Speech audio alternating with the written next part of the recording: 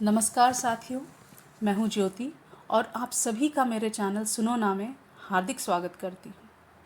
यह मंच उन कहानियों का है जो मन को छू जाती है और जीवन को नई दिशा देती है। आइए आज की कथा का आरंभ करें। एक सेल्स मैनेजर पिछले 2-2.5 साल से एक ही कंपनी में काम कर रहा था। वह हर चीज़ के लिए ऊपर वाले को धन्यवाद करता, हर क्षण हर पल के लिए ऊपर वाले का थैंक यू करता। घर से निकलता तो ऊपर वाले को प्रणाम करता, वापस पहुंचकर प्रणाम करता। 2-2.5 साल से एक ही कंपनी में काम कर रहा था, पर तनख्वाह नहीं बढ़ी थी। सोच रहा था कहीं और काम मिल जाए तो अच्छा हो जाए। उसे कहीं से एक बार पता चला कि एक जगह जॉब है। अप्लाई करने के बाद एक व्यक्ति का कॉल भी आया कि मैं आपसे फाइनल इंटरव्यू के लिए कॉल करूँगा। उसने डेट तो बता दी, पर टाइम नहीं बताया। आखिर अगले दिन वो तारीख आ ही गई जिस दिन इंटरव्यू के लिए कॉल आने वाली थी। वह बहुत एक्साइटेड था कि इस कंपनी से पीछा छूटेगा। उसने थोड़ा जल्दी का अलार्म लगाया, सोचा कि जल्दी जागूंगा। तैयार होकर फर्स्ट क्लास इंटरव्यू के लिए उसने दिमाग में सब कुछ सोच रखा था कि क्या सवाल पूछे जा सकते हैं, क्या जवाब देने हैं। लेकिन अगली सुबह उसकी नींद 7:30 खुली, पर उसने अलार्म 5 बजे की लगाई थी। पता नहीं कब बजा, कब बंद हो गया। उसे गुस्सा आने लगा। उसने जल्दी से तैयारी की, बिल्डिंग के नीचे पहुंचा, बाइक स्टार्ट करने लगी, लेकिन बाइक स्टार्ट ही नहीं हो रही थी, खराब हो रखा था। वो गुस्से से बाइक को वहीं खड़ी कर कर बाहर सड़क पर ऑटो ढूंढने निकला। बड़ी मुश्किल से एक ऑटो मिली। ऑफिस पहुंचा तो लेट हो चुका था। काम करते समय उसके दिमाग में बस यही चल रहा था कि बस वह कॉल आ जाए तो मेरी इस कंपनी से पीछा छूट जाए, मैं कहीं और काम करूं। इतने में लंच टाइम हो गया।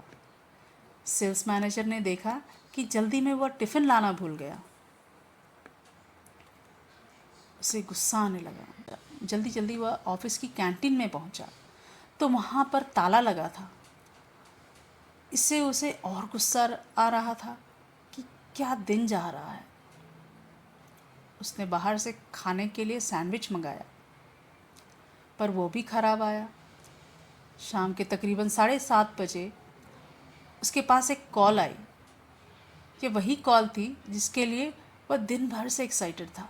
जैसे ही सवाल जवाब शुरू हुए, बात होने लगी, बीच में अचानक से फ़ोन डिस्कनेक्ट हो गया। सेल्स मैनेजर गुस्से में लाल हो गया कि फ़ोन को भी अभी ख़राब होना था।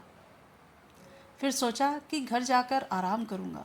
बहुत हो गया, पूरा दिन बहुत बुरा था। उसका सर दर्द हो रहा था।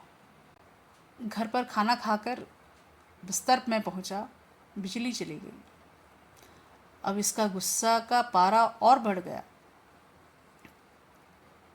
उसने ऊपर वाले से कहा, मैं आपको इतना मानता हूँ, इतना चाहता हूँ, आप क्या कर रहे हो मेरे साथ?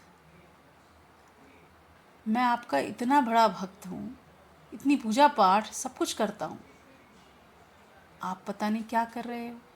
आज का दिन इतना ख़राब था, अलार्म नहीं बजा, गाड़ी ख़राब हो गई, ऑटो बड़ी मुश्किल से मिला, कैंटीन बंद हो गई थी, टिफ़िन नहीं लेकर गया, सैंडविच गंदा था, कॉल आया तो फ़ोन बंद हो गया, घर आकर सोने लगा तो यहाँ पर बिजली चली गई। आखिर आप क्या चाहते हो भगवान? तो भगवान ने कहा, जो आज हुआ वह सब मेरी मर्ज़ी से हुआ। मैंने जानबूझकर अलार्म बंद कर दी। तेरी बाइक मैंने ही ख़राब कर दी थी। मैं चाहता था कि तू देर से ऑफिस पहुँचे, क्योंकि अगर तू बाइक से जाता तो तेरा एक्सीडेंट हो जाता। आज तेरा एक्सीडेंट होना लिखा था।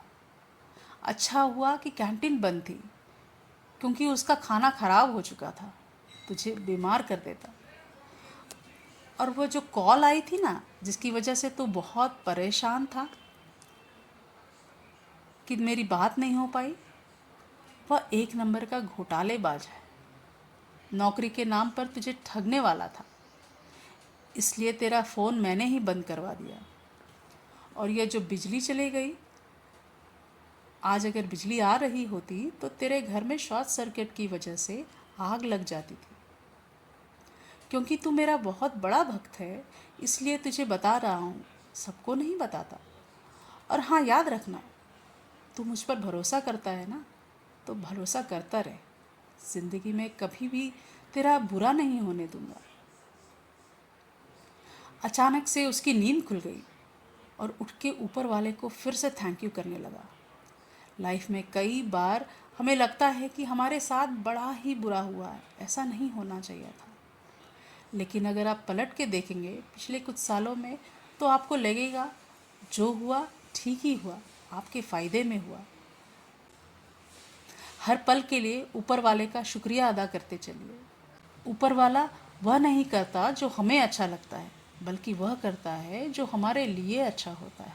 अगर कहानी अच्छी लगी हो तो लाइक, शेयर और सब्सक्राइब ज़रूर करिएगा। धन्यवाद।